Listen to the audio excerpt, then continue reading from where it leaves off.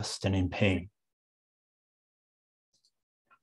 Oh, I wrote a few lines for the lonely and lost and in pain, for the hopeless and soon to be slain, for the sick and the sad and insane. Oh, I wrote a few lines. They're not words that will banish their fear, or the sorrow for all they held dear. Perhaps they're not words they will hear, but I wrote a few lines. Where we'll be together again with the spirits of those we knew then, although they're beyond mortal ken, and it's just a few lines, and only a small thing to give, and soon we must leave them and live. So I'm hoping that you will forgive that it's just a few lines. Bioluminescence. This was inspired by a childhood experience and by the idea of how quickly one's understanding can be altered. Bioluminescence.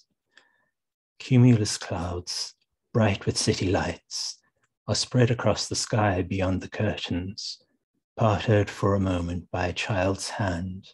Saffron clouds, like living beings drifting in their native habitat, expanding and diminishing with breath or with their will, their presence changing streets to ocean floors or unfamiliar plains, with worries formed and quiet homes displaced, as life on earth is understood again beneath the peaceful glow of other lives subsisting on the currents of the sky. Or more than that, like blessings of the gods, gathering the earth within their care, reminding those below that daily life is not forgotten nor beyond their plans. The clouds drift slowly by, covering the sky beyond the curtains, luminous with lights of streets and homes where life's observed and understandings altered by their purpose. The Blanket Man. This was inspired by a man, or several men, who live in their blankets in the Cape Town area, by the loneliness of people and the separation of existence. The Blanket Man. He wanders through the twilight of the suburb. House lights glow amid their creaking trees, and smells of cooking mingle on the winds as he goes by, a blanket round his shoulders, walking roads that only lead away beneath the stillness of a fading sky.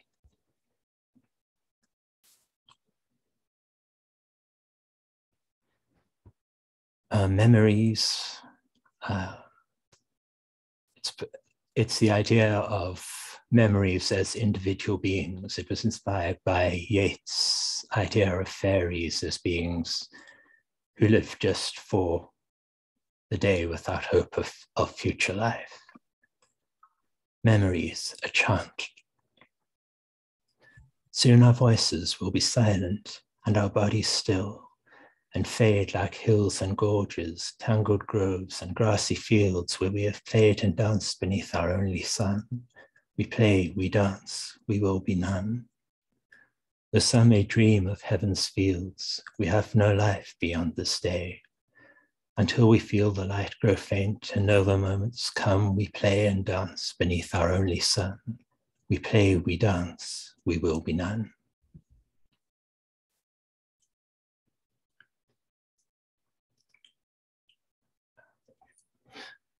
This, After Eloise, is adapted from her first letter to Abelard.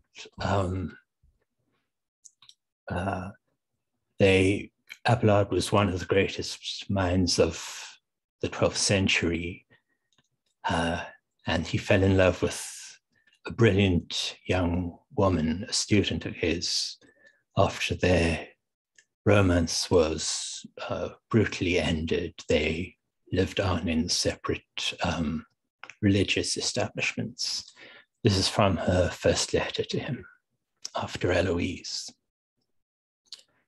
Still I love, and yet must hope for nothing. Though I flee the world we knew, I find I can't renounce the one I love. I love, for neither vows nor convents still my heart.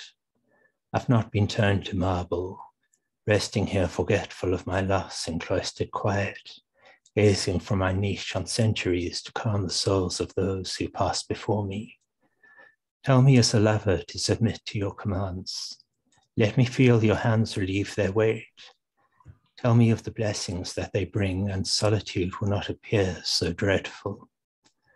Hearts once moved like mine are not soon made serene, but fluctuate instead from love to hate before, at last, they reach tranquility. Your songs proclaimed our joy through many lands. Is it not right to speak of this new joy? Teach me in the ways of heaven's love. Speak to me that by your guidance I might live without you.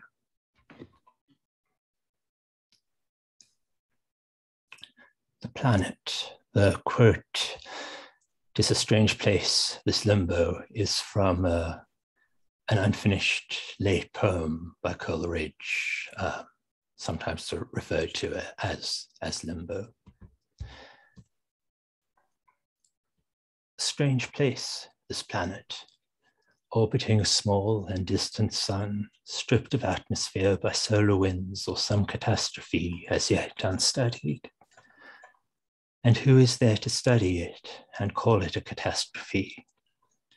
The undulating plains, the mountain spires are bare of life. The unprotected surface pocked with craters, unobserved, with none to hear the muted fall of rock and metal shattering the land, with clouds of dust erupting to the bright, unblinking stars. At times a storm will rise, not cold, not hot, more cold than hot, if there were life to judge, and all the skies obscured, the land abraded. But there may come a day a module lands, an unseen flash of light across the sky that settles on the still primeval dust, and watchful beings move across the planet, guarded from the barrenness and storms by seats and shelter shaped by ages' knowledge. They may come upon two needle peaks and see great galaxies between their heights, and watch the light of stars on ancient cliffs and trackless plains, or reach a crater's edge and raise their faces to a golden sky, to feel the sunlight of another noon, as in those early hours of the planet, they look on it and call it beautiful.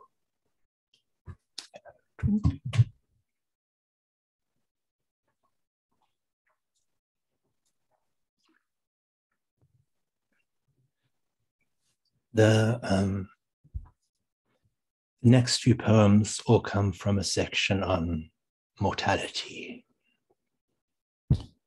Another world. Another world was lost tonight, another mind through which we passed in memory and hope. It's lost, and we had hoped that it would last a little more than this, at least. But all we were to her is gone, while all she was to us remains with us, and so we carry on in rooms she knew, in preparation, thankful that our lives had crossed, and yet a world was lost tonight, and she remains, and we are lost.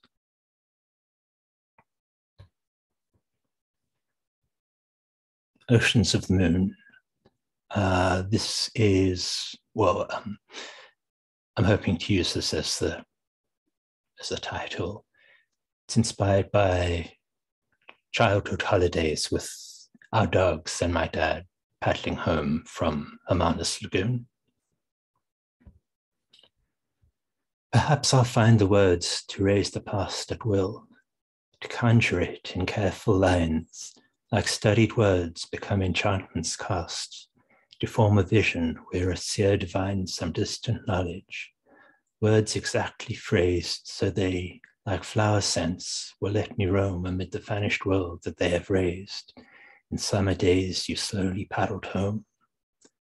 And yet what spell would let you roam with me? Though I move in vanished days with you, your ghost is still. The apparitions flee, and we are lost like everything you knew. No more to wade some shallow, warm lagoon, then swim across the oceans of the moon.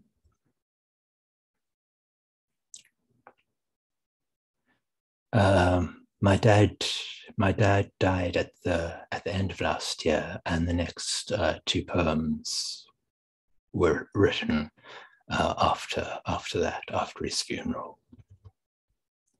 After the funeral, the sky is blue beyond the sliding doors, with tufts of clouds dispersing as they pass above the chattering world.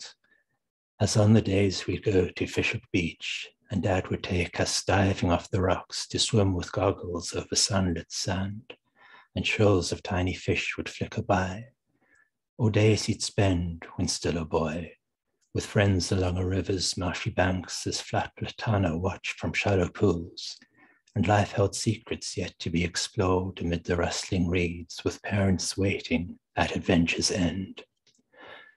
Or days when children laugh again outside and hurry on, excited by the life that lies ahead as tufts of clouds disperse, and there's no one to tell them what there was.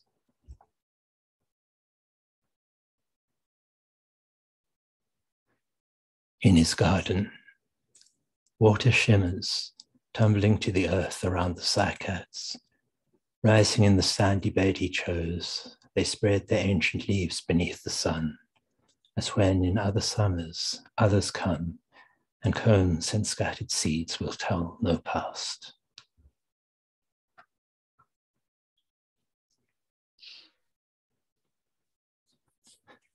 To Wake the Dead, I read this at his funeral. We'll sing to those who cannot hear, or if they hear we cannot know. We'll sing to them and tears will flow for all we held and still hold dear, and all that we must still forget. But in the middle of our song, imagine those for whom we long have heard us, though they're sleeping yet. They hear, they wake, they rise again to move among us as we play. Stay, my loves, they cannot stay, and life can't be as it was then. Too soon the notes no longer play, and we must take ourselves to bed, to sleep as if among the dead, then wake to meet a silent day.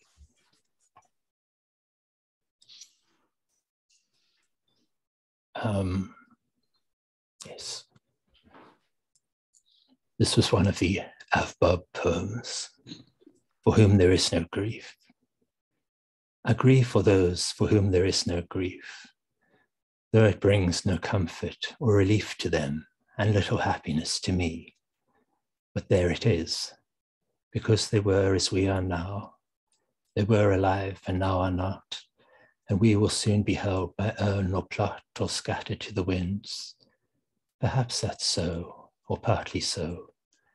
But what a snake might know and see and feel through serpent's eyes and skin must be so unlike, so unakin to human life.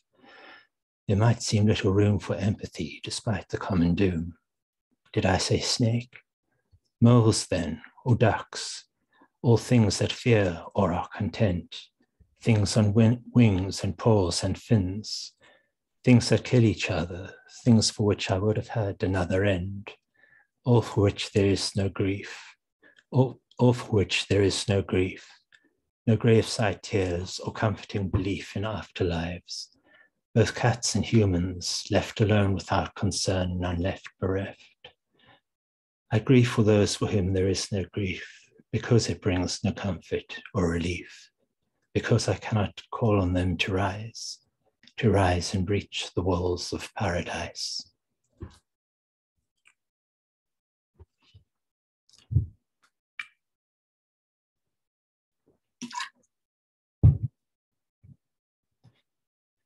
That's the end of the mortality section.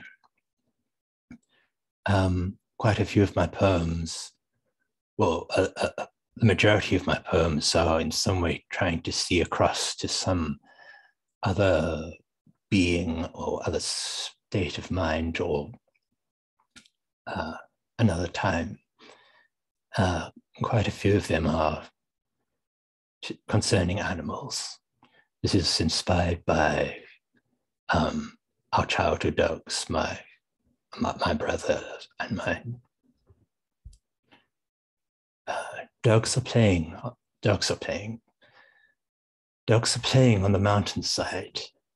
two dogs and children in a forest stream that ripples down from pool to rocky pool, parting leaves to pass as in a dream to other clearings, caused by sounds and smells of forest life and by adventures read in shared and yet diverse experience, to travel on and know what lies ahead.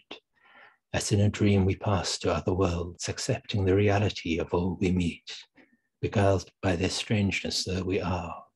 Uncertain of what might befall, we reach a forest glade, a secret lair, turning stones to see what's hidden there, listening to the calls of forest birds, bright and piercing in the humid air, as water ripples coolly round our feet towards the sea, far from where it rose in mountain depths, tannin-stained yet sweet, with much to tell the snuffling canine knows. But what was told? What adventures known, like children's tales of which you weren't aware, mingling words with waterfalls and leaves, but which to be required your presence there. And if I found my way back there today, and dreamt again of all that there might be along the stream beyond unparted leaves, what would I dream but you were there with me?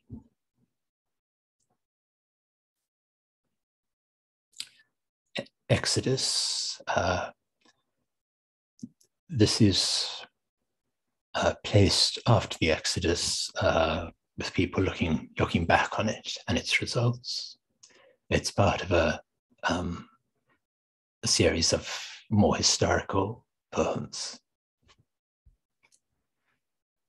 Exodus. Though ears of barley rise from fertile fields, as in a dream once dreamt in arid lands, when fire shimmered on the desert sands and people spoke of hopes beyond their years, the sparkling water falls to rocky pools to splash in bowls in workers' stone-walled homes, and children grow to know ancestral lands.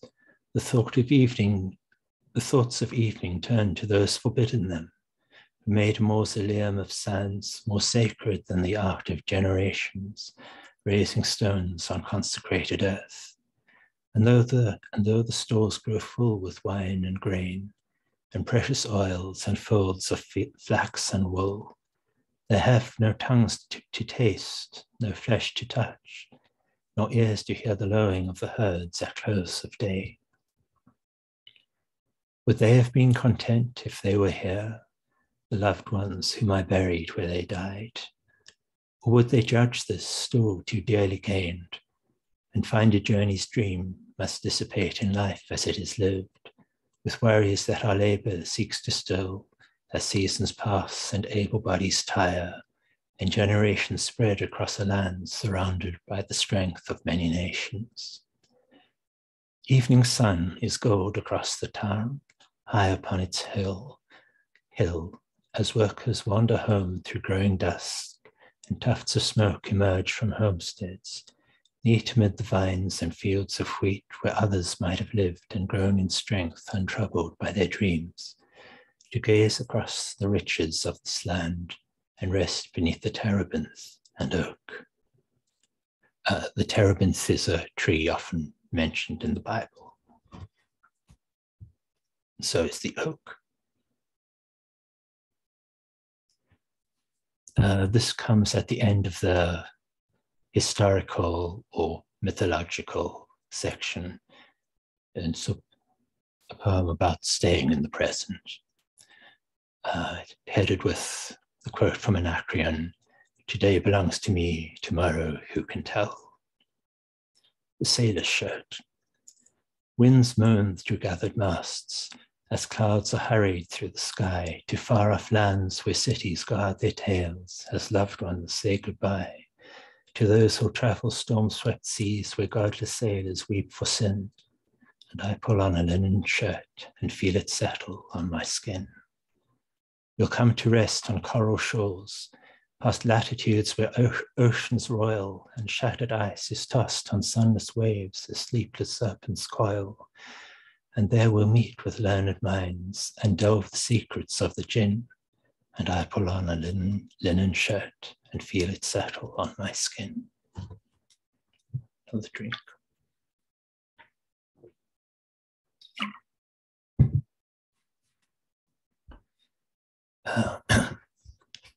Nocturne. This starts the last section, more hopeful section. This isn't a very hopeful poem, but it's the start. Nocturne. The need for answers wearies the reply.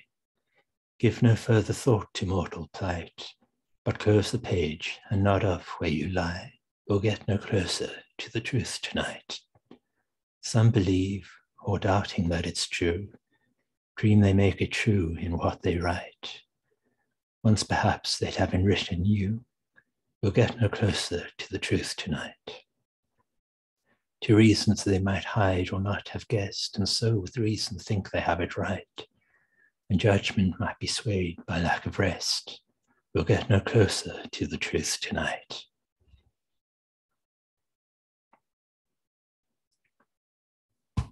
Conversations in a time of isolation. This was inspired by conversations with a friend during COVID, the COVID lockdown.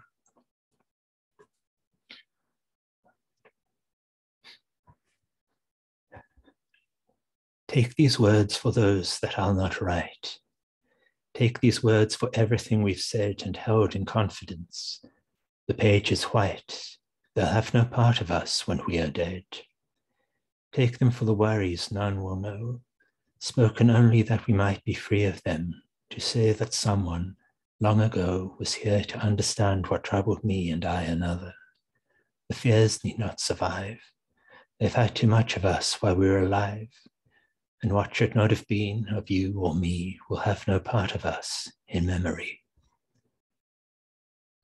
Take these for the words of solitude, spoken when the world was held apart in fear of unknown death, with gratitude preserved beyond our years in careful art, that someone understood what we are not and spoke of what we never should have known, in order to transcend our earthly lot and, reaching through our fears, not be alone.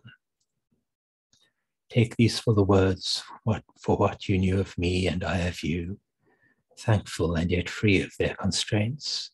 The troubles die unread, they'll have no part of us when we are dead.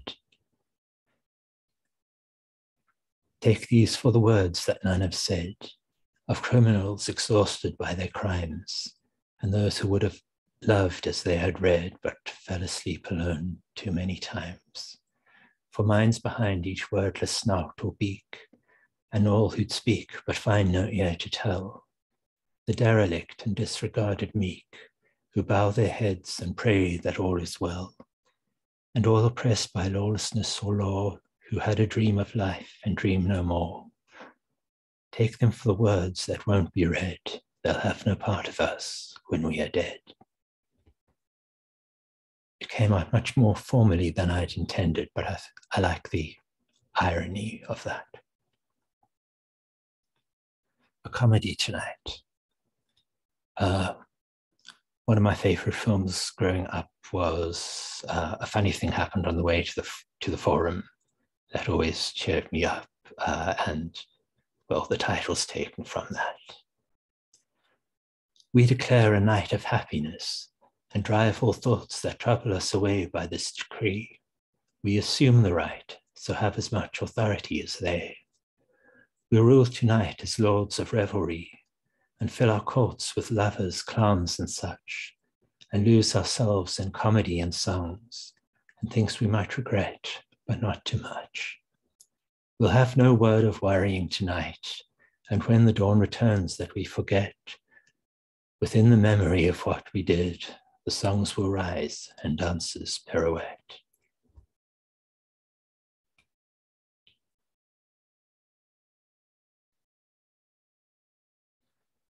Beloved. It's very quiet, almost still, and this a sanctuary half out of time, beyond their waking doubt and fear of what might be or will. They move within its warmth and light. We'll say no words, but let them rest, and know themselves among the blessed, adepts of an unknown rite as hallowed as the rites of priests in reverence before their fanes, or in the heat of open plains, the weary rest of wild beasts. Though this becomes a memory to bring them comfort in the years ahead, to ease the mournful tears of separations yet to be, we'll whisper nothing to dispel their peace with thoughts of hope or pain, but leave them as if they'll remain within this haven, where they dwell beyond the ends of good or ill. Let them believe, let us pretend, the moments neither start nor end, untouched by our or others' will. It's very quiet, almost still.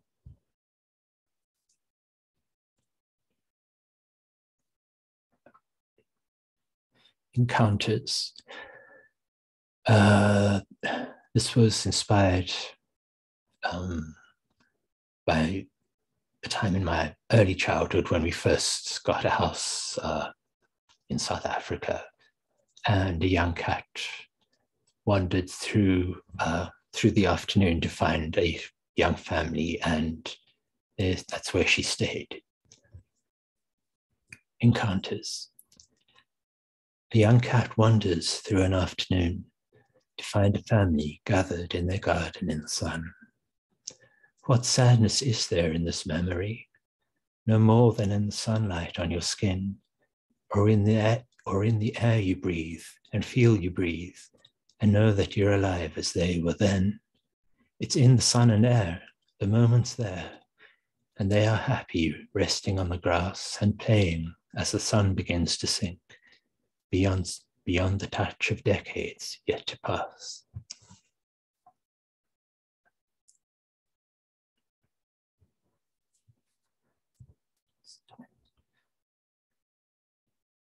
Breath.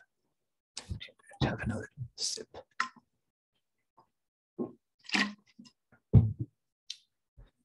Breath. You find a room as sunlight starts to fade and settle down in no accepted pose, watching as nasturtiums toss and sway outside. The rhythm of your breathing slows. You note the tensions in your arms and chest, and thoughts that you would happily forget, if possible, of days that were and days that are to come. You're not a yogi yet. And yet you find your breath.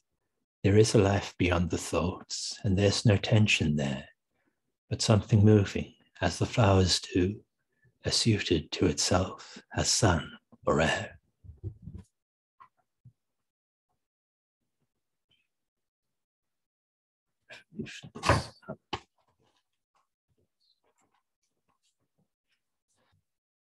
Revolutions. This was inspired by turning the corner of a house and seeing this goose,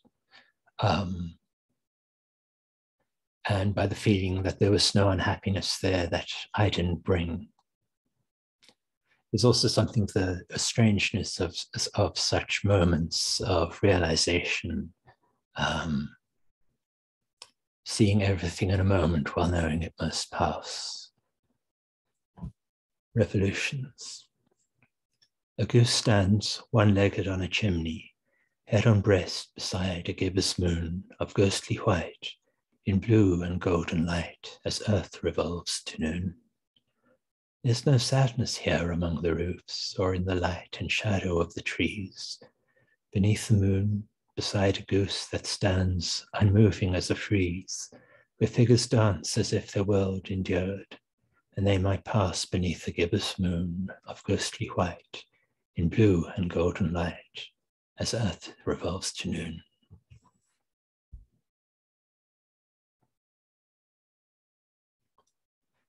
And then this is the last one I had prepared.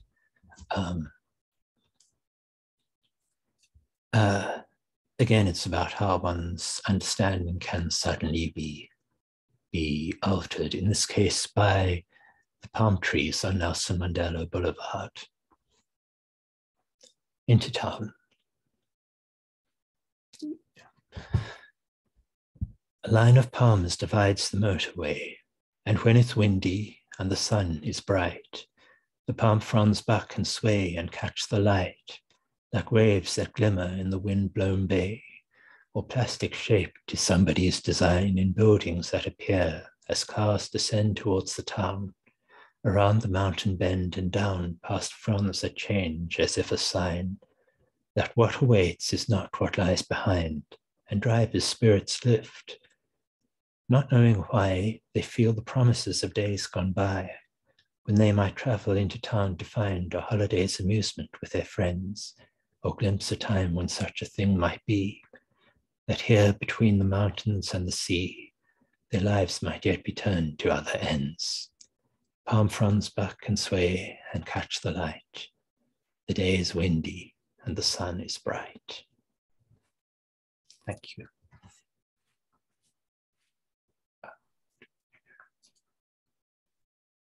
Thank you, Stuart. That was really an absolutely beautiful reading. I'd like to ask everyone to unmute themselves and give a round of applause. That's just incredible. Thank you. Thank you. It was so enjoyable. Thank you. That was really, really beautiful. I'd like to ask if anybody has any questions that they would like to ask you or comments. I don't just want to go to the open mic. Jacques. Well, I'm going to be a bit greedy. I have two questions, and the one is whether, Stuart, I was very moved by your reading. Oh, thank you. Very beautiful.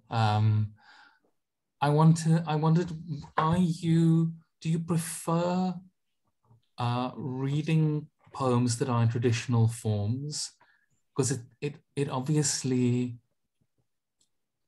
is something that you do very successfully, and a lot of people find hard to do. Do you also prefer reading poems that are in more traditional forms that rhyme, for instance? No. No. Sorry, go on. And the other is I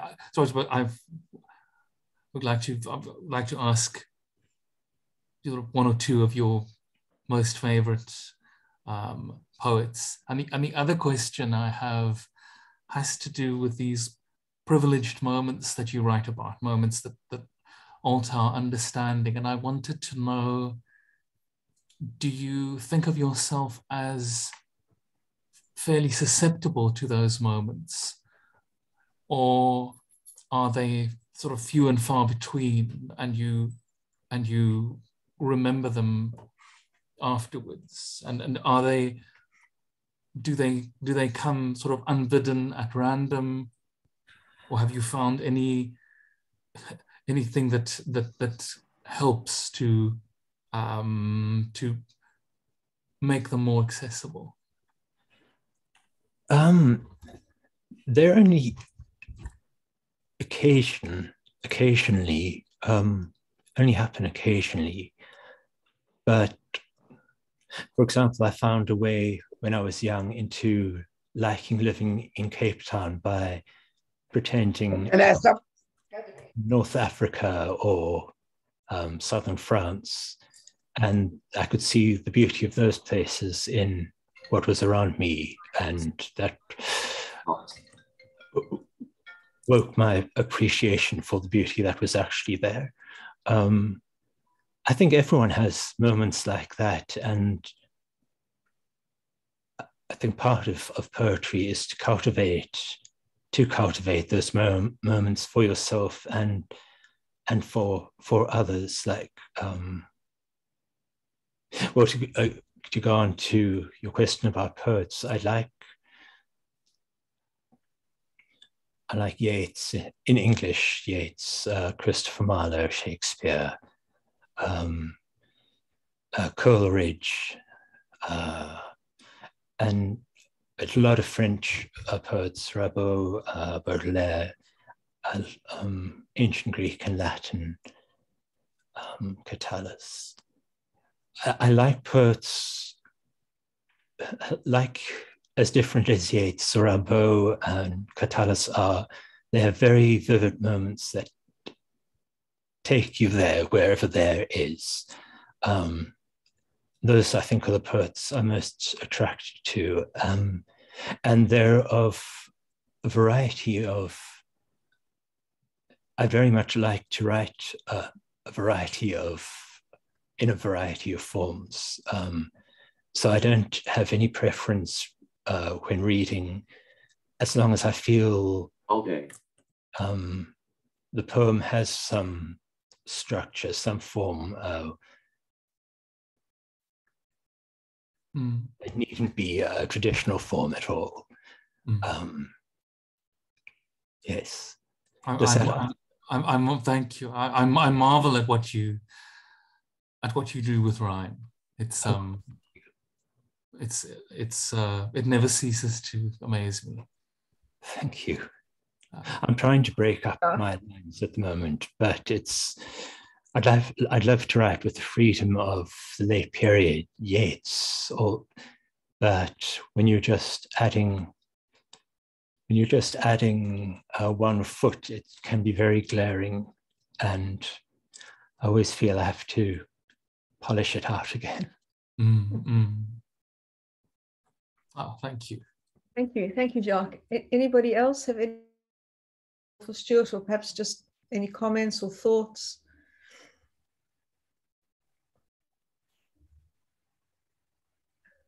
Can I just ask you, Stuart, picking up on what Jacques said about form, and this might be a difficult or impossible question to answer, but do you sometimes find yourself with a particular form in mind, and then you sit down with, you have the rhythm, you have the form, and then the poem starts to sort of write itself in that way? Or do you begin with the content, like there's a particular memory and then the memory gives rise to a form?